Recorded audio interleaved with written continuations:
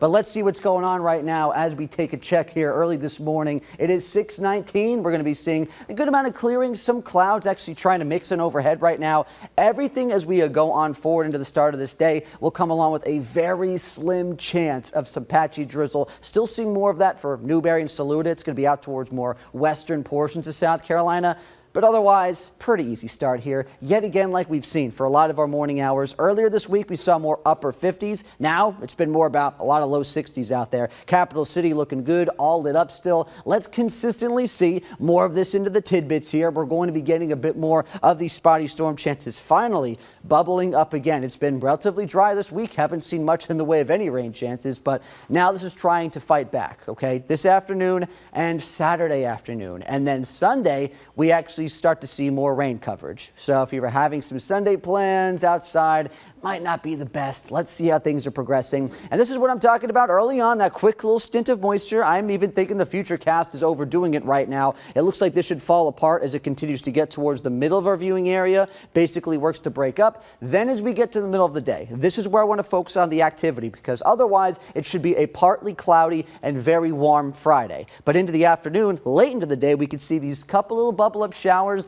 that have storm potential. We're only in that marginal risk today, 1 out of 5 of severe weather. It's not going to be that high, but it's still going to be there. We can get a couple straight downpours, a couple strong storms. Some communities, a lot of communities out there easily could stay dry later this afternoon, but you got to always be on your toes when you see that potential for even spotty instability and storms. Saturday morning, looking good. Fantastic. Sunshine's out there, nice for the cocky trot up there at Willie B. Let's see what's going on future radar as we get later into Saturday, though, because there's going to be a lot of events, not just, of course, around Columbia with all the Gamecock sports, but around the rest of the Midlands as well. It is Saturday after all. Let's continue to see a bit more of those spotty storms trying to bubble up again, and that's also going to be something into the early evening we see. Here's the thing, though. As we likely get towards 7, 8 o'clock, we should see much of this push towards the south. These chances trying to dry out a little bit. This is still 5, but here's 7, and that's, of course, going to be very good news for the Gamecock spring game. So hoping that does pan out. We continue to see things fall apart as we get into the night, and then into Sunday,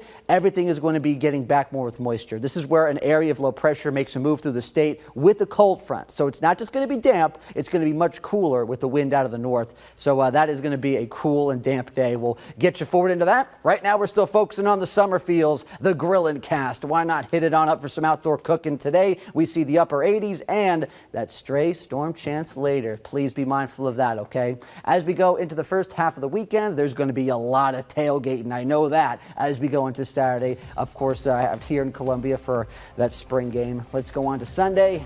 Showers are going to be consistently around. Everything is going to be cooler on the passing of that front. Please be ready for that big switch up, but then back to sunshine later next week.